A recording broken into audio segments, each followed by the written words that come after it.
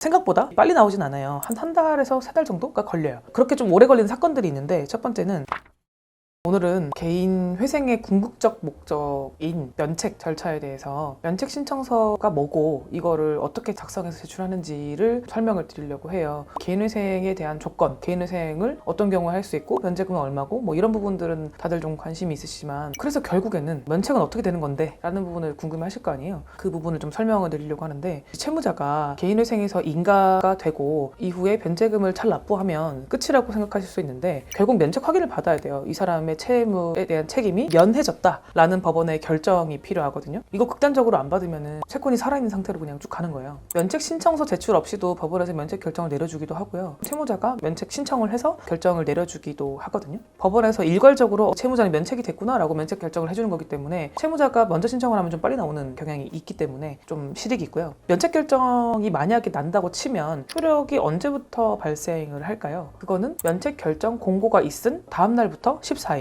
면책 결정일은 빼고 면책 결정일 다음 날부터 14일이 지나면 효력이 생겨요. 통달 여부랑 상관없이. 면책의 효력의 범위를 한번 생각을 해보면 어떤 채권까지 미칠까요? 신청을 할 때 채권자 목록에 포함된 채권까지 효력이 미치겠죠? 개인회생의 채권자 목록에 들어가지 않은 채권의 경우에는 효력이 미치지 않는다는 뜻이 되겠죠? 당연한 소리 하는 거 아니냐라고 생각할 수 있는데, 의외로 누락되는 채권들이 왕왕 있어요. 본인이 기억을 못했다거나 또는 여러 가지 이유로 실무상 빠지는 채권들이 있기 때문에 그런 채권까지는 효력이 미치지 않는다라고 이제 이해를 하시면 되고요. 개인회생을 진행하는 중에 새로 신규 채무가 생기기도 하고 그런 경우에는 이제 포함이 안 된다라는 걸 알고 계시면 좋을 것 같고요. 그리고 면책 결정의 효력은 인적 효력을 보면 개인회생을 신청한 채무자에게만 효력이 미쳐요. 예를 들면 개인회생 채무자의 보증인이 있을 수도 있고 또는 뭐 물상 보증인이 있을 수도 있잖아요. 관련자들에 대해까지는 이제 미치지 않는다. 신청한 당사자에게만 효력이 미친다라는 거를 좀 주의하시면 좋겠고요. 면책 결정이 되면 어떻게 되냐? 채무자는 기존 신용도에 따른 신용 회복이 가능하고요. 법원에서 면책 결정이 되면은 신용정보원에 이 사람이 개인회생을 원만하게 잘 마무리해서 면책까지 무사하게 됐다라는 부분에 대해서 통보를 해줘요. 그러면 이제 신용정보원에서 개인회생 그 기록을 말소 해제해주거든요.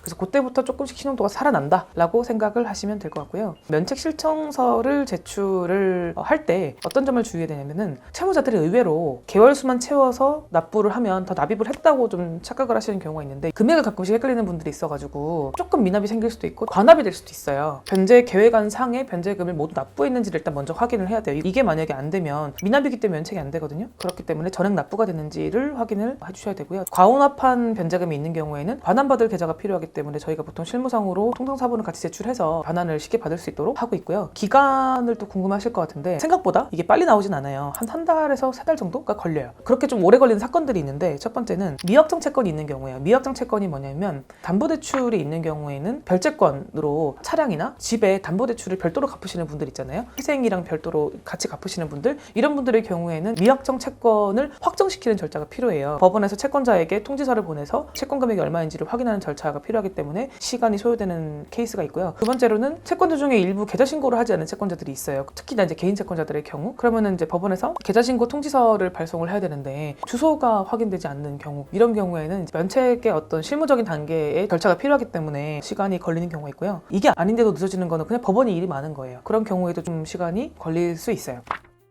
오늘은 여러분들이 개인회생 신청이나 개시나 인가까지만 많이 관심을 가지시지만, 사실은 개인회생에서 가장 중요한 절차는 면책이거든요. 면책 결정의 효력, 그리고 면책 결정을 받는데 걸리는 시간, 신청 방법, 이런 것들을 좀 안내를 드렸고요. 참고로 저희 사무실의 경우에는 면책 결정까지 저희가 책임지고 다 해드리기 때문에 면책 요건을 갖추신 분들은 연락을 주시면 저희가 처리해드리도록 하겠습니다. 네, 감사합니다.